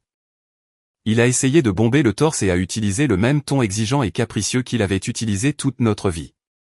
Il m'a dit que j'étais complètement déraisonnable. Il a dit que je détruisais la famille pour une rancune d'enfance. Il a exigé que j'efface le prêt parce que son application pour nourriture pour chien n'était qu'à une mise à jour de code majeur de devenir rentable et de tous les sauver. Je me suis tourné entièrement vers Charles. Je l'ai regardé de la tête aux pieds, l'analysant de la même manière que mon logiciel analysait un actif d'entreprise défaillant. Je lui ai dit qu'il ne savait pas coder. Je lui ai dit que sa base d'utilisateurs actifs quotidiens était de 0. J'ai révélé que j'avais vu l'intégralité de son registre d'entreprise pendant l'audit. Je lui ai dit que je savais qu'il avait dépensé 20 000 euros de l'argent du prêt pour des vacances de luxe à Monaco déguisées en événement de réseautage. Je savais pour la voiture de sport de location coûteuse qu'il cachait dans un parking du centre-ville. Je lui ai dit qu'il n'était pas un brillant entrepreneur tech. Il n'était qu'un voleur terrifié dans un costume bon marché, volant l'argent de ses propres parents pour faire semblant d'être important. Charles a fermé la bouche. Il n'avait absolument aucune défense. L'illusion était complètement brisée. Dans le monde réel, en dehors de la bulle protectrice de cette maison de banlieue, son incompétence était flagrante et mathématiquement prouvée. J'ai glissé la main dans l'enveloppe Kraft qui reposait toujours sur le siège passager de ma voiture et j'en ai sorti une seule feuille de papier jaune vif. C'était un avis officiel de 30 jours pour libérer les lieux. J'ai monté les marches du Porsche et je l'ai remis directement à Charles, le forçant à tenir la réalité physique de son échec. J'ai expliqué les lois strictes en matière d'expulsion en France. Je leur ai dit qu'ils avaient exactement 30 jours pour emballer les effets personnels que les tribunaux de faillite leur permettaient de conserver et de quitter la propriété. Je leur ai conseillé de commencer à chercher de petits appartements en location immédiatement. S'ils étaient encore à l'intérieur de la maison le 31e jour, je ferais venir les forces de l'ordre pour les expulser physiquement et placer leurs affaires sur le trottoir à la vue de tout le quartier. Suzanne a laissé échapper un hurlement horrifiant depuis l'allée. C'était un son d'agonie sociale pure. Elle m'a regardé, le mascara coulant sur son visage. Elle m'a demandé ce que j'allais faire de la maison. Elle m'a supplié de simplement la garder au nom de la famille. Elle a dit qu'elle ne supporterait pas l'idée que ses amis du country club voient un étranger vivre dans sa maison. Elle a dit que l'humiliation publique d'un panneau de saisie bancaire sur la pelouse allait littéralement la tuer. C'est à ce moment précis que j'ai asséné le coup de grâce final et dévastateur. C'était la récompense inattendue qui la couperait définitivement de la communauté qu'elle valorisait plus que sa propre fille. J'ai baissé les yeux vers ma mère et j'ai exposé les faits purs et durs. Je lui ai dit que je n'allais pas vendre la maison à une autre famille riche de la banlieue. Je lui ai dit que j'avais déjà signé un accord préliminaire avec une association locale spécialisée dans la construction de logements de transition pour les jeunes majeurs sortant de l'aide sociale à l'enfance et les adolescents en fugue. 5 ans plus tôt, j'avais été obligé de fuir cette propriété exacte au milieu de la nuit avec rien d'autre qu'un sac de sport et 400 euros. Je lui ai dit que j'allais raser au bulldozer son pavillon bourgeois immaculé de 4 chambres et reclasser le terrain pour y construire un foyer d'accueil multilogement, un refuge pour les enfants qui n'avaient aucun filet de sécurité. Suzanne a cessé de pleurer. Elle a cessé de respirer complètement. Le sang s'est totalement retiré de son visage. Dans son monde élitiste de la classe moyenne supérieure, la valeur immobilière et l'exclusivité du quartier étaient la religion absolue. Je ne me contentais pas de prendre sa maison. Je détruisais tout son héritage. J'allais forcer ses amis riches et prompts au jugement à regarder un foyer pour jeunes en difficulté se construire à l'endroit exact où elle organisait ses garden parties exclusives l'été. Son statut social dans la ville de ses rêves était sur le point d'être définitivement anéanti, et tout le monde saurait que c'était sa propre fille qui avait ordonné la démolition. C'était la parfaite justice poétique.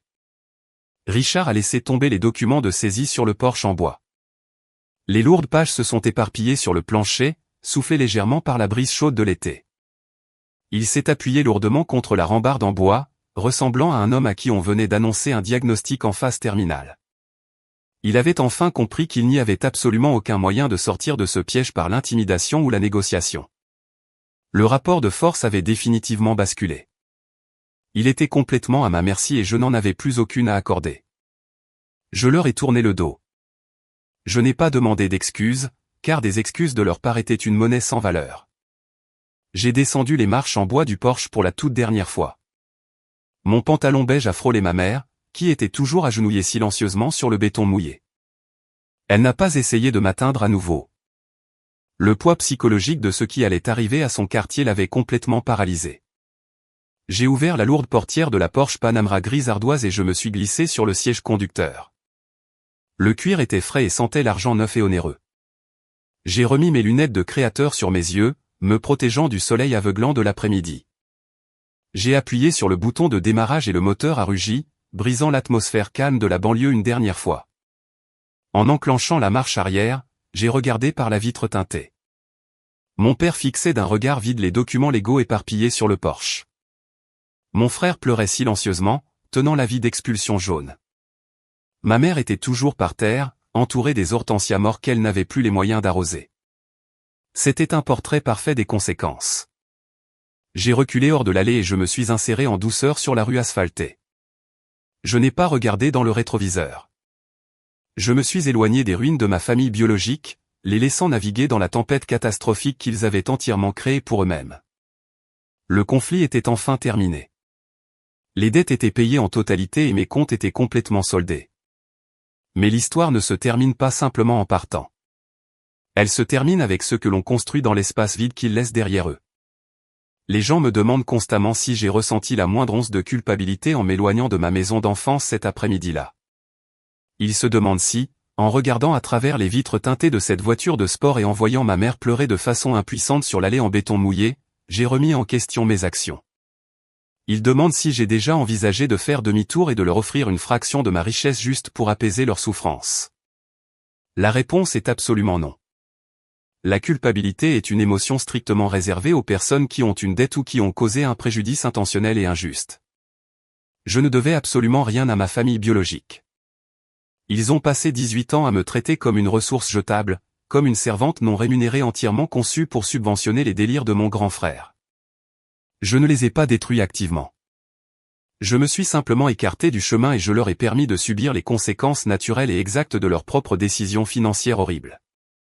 Alors que je conduisais la Porsche vers l'autoroute en direction de l'aéroport, la sensation physique dans mon corps n'était pas du regret. C'était un sentiment de légèreté profond et écrasant.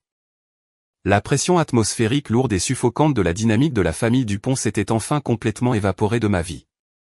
J'ai rendu la voiture de location au terminal de l'aéroport et j'ai embarqué sur mon vol en première classe pour Paris. J'ai bu un verre d'eau pétillante, j'ai regardé les nuages se dissiper au-dessus de la campagne française, et j'ai refermé le livre de mon enfance pour toujours. Je sais que beaucoup de gens font de grandes menaces dramatiques dans le feu d'une dispute émotionnelle et ne vont jamais jusqu'au bout. Mais je suis une architecte d'algorithmes et je fonctionne strictement sur la précision des données et l'exécution. Je ne fais pas de menaces en l'air. Exactement 30 jours après avoir remis cet avis d'expulsion jaune à mon frère sur le porche, mon équipe privée de sécurité d'entreprise et les forces de l'ordre local sont arrivées sur la propriété pour s'assurer que les lieux étaient complètement libérés. Mes parents et Charles étaient entièrement partis. Ils avaient réussi à rassembler suffisamment d'argent pour louer un 2 pièces exigu dans un code postal beaucoup moins prestigieux de l'autre côté du département. Mon père avait été forcé d'accepter un emploi de chef d'équipe dans un entrepôt de bricolage, et mon frère travaillait à la caisse d'un magasin d'électronique local. La vaste maison bourgeoise de banlieue où mon père avait arrogamment brûlé mes admissions à l'université était entièrement vide. 2 semaines plus tard, l'équipe de démolition est arrivée sur la propriété. J'ai en fait repris l'avion pour le sud juste pour l'occasion. Je me suis tenu sur le trottoir d'en face en tenant une tasse de café chaud et j'ai regardé les lourds bulldozers jaunes arracher la cheminée en briques du centre même de la maison. J'ai regardé le toit s'effondrer et le revêtement blanc immaculé se briser en 1000 morceaux. Ce fut l'un des moments les plus profondément satisfaisants de toute ma vie d'adulte. Aujourd'hui, si vous passez devant cette adresse exacte, vous ne verrez pas une pelouse de country club bien entretenue ou une maison de luxe cachant des secrets toxiques. Vous verrez un magnifique complexe d'habitation moderne de plusieurs unités conçues spécifiquement pour les jeunes majeurs sortis des foyers et les adolescents fuyant des foyers violents. Il est entièrement financé et entretenu par ma société holding. J'ai pris l'espace physique exact où mon avenir était censé mourir et je l'ai transformé en une rampe de lancement sécurisée pour des jeunes qui ont désespérément besoin d'un endroit sûr pour construire leur propre avenir. Parfois, l'acte d'amour-propre le plus profond consiste à laisser les personnes toxiques affronter la destruction exacte qu'elles ont construite pour elles-mêmes. Je n'avais pas besoin de sauver mes parents parce que je m'étais déjà sauvé moi-même. Et je ne l'ai pas fait entièrement seul. Je me suis construit une nouvelle famille à Paris, une famille de cœur. Mon mentor, Vivienne Vasseur, m'a appris que le sang biologique n'accorde pas automatiquement à quelqu'un un siège VIP permanent à votre table. Vivienne m'a montré à quoi ressemble un véritable soutien inconditionnel dans le monde réel. Elle n'a pas exigé que je me fasse toute petite pour qu'elle se sente puissante. Elle a exigé que je m'élève pour atteindre mon propre potentiel illimité. Elle m'a appris que le véritable pouvoir dans cette société ne consiste pas à crier le plus fort dans un salon de banlieue ou à malmener ses enfants pour flatter son propre ego. Le véritable pouvoir consiste à être la personne qui tient discrètement le stylo qui signe le contrat final et juridiquement contraignant. Aujourd'hui, je siège au conseil d'administration de l'une des sociétés de capital risque les plus impitoyables et les plus prospères de Paris. Je suis entouré de personnes brillantes et motivées qui célèbrent mes victoires et stimulent mon esprit. Je suis respecté. Je suis valorisé. Et je suis totalement intouchable. Quand on grandit comme le bouc émissaire désigné dans un système familial toxique, il est incroyablement facile d'intérioriser leur maltraitance. Pendant des années, quand j'étais adolescente, je croyais honnêtement que j'étais la cause profonde du problème. Je pensais que si j'avais de meilleures notes, si je travaillais un peu plus dur, si je restais dans mon coin, peut-être qu'ils finiraient par m'aimer comme ils aimaient Charles. Mais en regardant ma famille à travers le prisme clinique et objectif de la rétrospective adulte, je comprends enfin la réalité psychologique de ce qu'ils faisaient. C'est un concept psychologique appelé l'estime de soi conditionnelle. Mes parents étaient des personnes profondément précaires et terrifiées qui utilisaient mon frère comme un objet brillant pour distraire le monde de leur propre médiocrité profonde. Ils avaient désespérément besoin que Charles soit un génie pour se sentir important dans leur country club. Et ils avaient besoin que je sois un échec pour avoir un point de référence auquel le comparer. Mes réussites menaçaient toute l'intégrité structurelle de leur illusion. Mon père n'a pas brûlé mes lettres d'admission parce qu'il me détestait. Il les a brûlées parce qu'il était absolument terrifié par moi. Il savait que si on me laissait réussir, je finirais par les dépasser, par être plus intelligente qu'eux et par exposer la vérité indéniable qu'il était un raté. Leur rejet n'a jamais été le reflet de ma véritable valeur. C'était simplement le reflet de leur propre cassure profonde et irréparable. Si vous regardez cette vidéo en ce moment et que vous êtes actuellement coincé dans une maison où vos réussites sont activement ignorées et où vos limites sont constamment bafouées, j'ai besoin que vous m'écoutiez très attentivement. Vous n'êtes pas un fardeau. Vous n'êtes pas un plan de secours. Et vous n'êtes absolument pas un agneau sacrificiel destiné à être abattu pour l'ego fragile d'un enfant prodige. Les personnes censées vous protéger pourraient essayer de brûler votre avenir pour se tenir au chaud, mais elles ne peuvent détruire que ce que vous leur permettez de trouver. Alors, cachez vos lettres d'admission, cachez votre argent, préparez votre sac de sport en toile dans le noir pendant qu'ils dorment. Partez dans le silence total et ne regardez jamais en arrière. Construisez votre forteresse brique par brique dans l'ombre où ils ne peuvent pas vous atteindre. Parce que le succès n'est pas seulement la meilleure vengeance. C'est le seul miroir assez grand pour obliger vos bourreaux à regarder leur propre reflet pathétique. Vous avez le droit fondamental de partir. Vous avez le droit de bâtir un empire massif et vous avez le droit de verrouiller les lourdes portes envers une fois que vous avez atteint le sommet absolu. Merci beaucoup d'avoir écouté mon histoire et d'être resté avec moi jusqu'à la toute fin. Si cette histoire a résonné en vous, si vous avez déjà dû couper des liens toxiques pour sauver votre propre vie, s'il vous plaît, cliquez sur ce bouton d'abonnement et laissez un cœur dans les commentaires ci-dessous. Je lis chacun de vos messages, et votre soutien direct aide ces histoires à atteindre les personnes exactes qui ont désespérément besoin de les entendre aujourd'hui. N'hésitez pas non plus à consulter la boîte de description ci-dessous où j'ai mis des liens vers plusieurs autres vidéos incroyables sur la survie aux familles toxiques, l'établissement de limites infranchissables et la revendication de la vie magnifique que vous méritez réellement. N'oubliez pas, vous êtes le seul auteur de votre propre histoire. Ne laissez jamais personne d'autre tenir le stylo. On se retrouve dans la prochaine vidéo. Prenez soin de vous. Bien qu'il puisse être profondément dévastateur de réaliser que les personnes qui partagent votre ADN, les parents même qui étaient censés protéger, nourrir et célébrer votre potentiel pourraient au contraire voir votre brillance comme une ombre menaçante projetée sur leur enfant prodige préféré. Vous forçant à endurer l'expérience déchirante de voir vos incroyables réussites littéralement réduites en cendres dans une cheminée de banlieue juste pour garder au chaud leurs fragiles illusions de supériorité. La leçon ultime de ce voyage est que vous n'êtes jamais définitivement lié aux rôles toxiques qui vous sont attribués dans un foyer dysfonctionnel. Au contraire, vous possédez le pouvoir absolu et indéniable de faire vos bagages à la faveur de la nuit, de vous éloigner des attentes étouffantes de personnes qui ne vous apprécient que comme une ressource jetable, et de construire discrètement une forteresse de succès intouchable à partir de zéro. Prouvant que la véritable famille n'est pas déterminée par l'obligation biologique, mais par les personnes dont vous choisissez délibérément de vous entourer. Des mentors fidèles, des amis et des alliés qui stimulent votre esprit et célèbrent vos victoires sans condition. De sorte que lorsque viendra inévitablement le jour où vos agresseurs seront contraints d'affronter les conséquences catastrophiques de leurs propres décisions profondément imparfaites et égocentriques, vous pourrez vous tenir en sécurité de l'autre côté d'une frontière impénétrable. Complètement libéré de la culpabilité, réalisant pleinement que partir n'était pas un acte de vengeance, mais l'acte d'amour-propre le plus profond imaginable.